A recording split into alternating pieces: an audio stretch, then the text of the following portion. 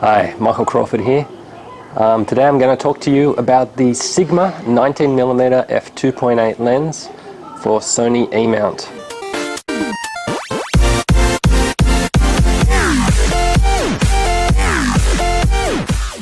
I've had my Sigma 19mm 2.8 lens now since October last year. I've taken it on a family vacation. I've used it for a bit of street photography, mostly just for my own personal use, around town and holidays with the kids, that sort of thing.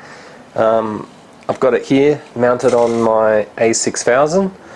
I must say it does look smart on the A6000. It's got a nice black finish.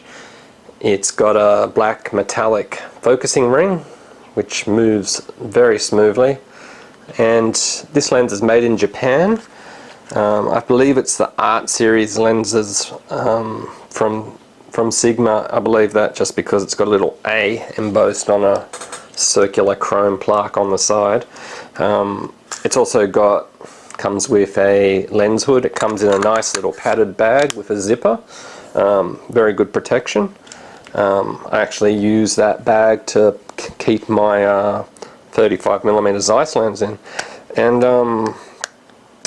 it's got a pinch type front lens cap, 46mm front filter, and this lens in operation is absolutely completely silent. There is no noise from it. When the camera is off, there is a rattle. Don't know if you could hear that, but there is a rattle of the focusing element that obviously uses some sort of electromagnetic system to focus back and forth inside this lens barrel. So when there's no power and it's not focusing, that element is simply floating in there. But that system's used in quite a few other lenses. I don't know if you've had any lenses that have a rattle to them. That's because that element is floating inside.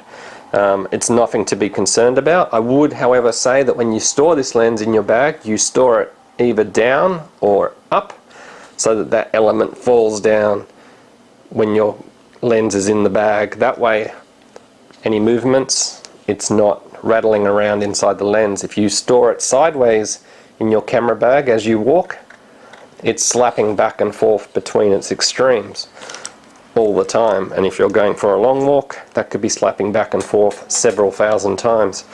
Now, back to this lens. I've been using it now. I've been using it in Singapore. I've used it on holidays, like I said, and it gives very nice results. It's completely silent in operation. Looks great on the camera. I want to go into Lightroom now, show you some of the results that you can get with this lens, and let's find out if this lens really is sharp or if it's just a cheap gimmicky lens. Oh, and by the way, it really is cheap. This lens, I believe I bought it for around $220 Australian, which is probably around 180 US, which is fantastic value for money. So let's go into Lightroom now and check out how well this lens performs. And okay, so this is a file taken at f2.8. This was on the cruise boat coming into Sydney Harbour. Okay, so this is the heads here, and there's another cruise boat in the distance actually. Let's see if we can zoom in. Okay, yeah, you can see that there. This is ISO 800, so it's a bit grainy, but the image definitely is sharp, nice and contrasty. Let's go to another one. This is one I did recently when I went camping at Lake Macquarie, and here we have a sunset. Beautiful contrasty image. This was at ISO 100, so you'd expect it to be quite sharp. And yes, you can see very sharp around the leaves, high contrast area. There's actually minimal color fringing. I mean, there's a little bit of color fringing, nothing dramatic. Of course, when you're watching this on YouTube, it gets encoded, etc., and the image won't be as good. But I can tell you that that's very nice and sharp there. Here's my son and his friend mucking around with a little fire at the camping ground. yeah, so you can see it's great for these sorts of snapshots. Here's a image that I really like that I'd made with it down there at Lake Macquarie of a jetty that goes out onto the water. Very nice and sharp, very sharp, all the way through as would expect at f7.1. And here's my son and his friend in Little India in Singapore.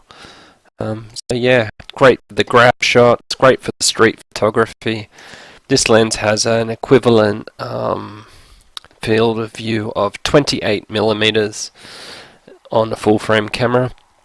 And yeah, you can see the colours are great, contrast is good, and I'm very happy with it. Alright, to sum this up, I would highly recommend this Sigma 19mm lens, which is equivalent to 28 or 28.5mm on your crop sensor, equivalent to the full frame, of course.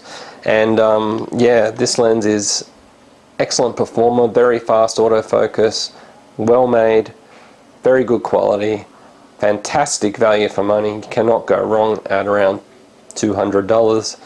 And I think you'll agree with me that the images coming out of it are outstanding. And I would definitely recommend this to anybody looking to replace their kit lens with a prime lens. A prime lens will provide you with a little bit sharper images and a little bit faster speed, not to mention a little bit more contrasty images with a bit more punch to them. In summary, this 19mm with an equivalent of around 28.5mm on a full frame camera is excellent value for money. It's excellent build quality, and I highly recommend that you get one. You can't really go wrong, and I'll talk to you next time.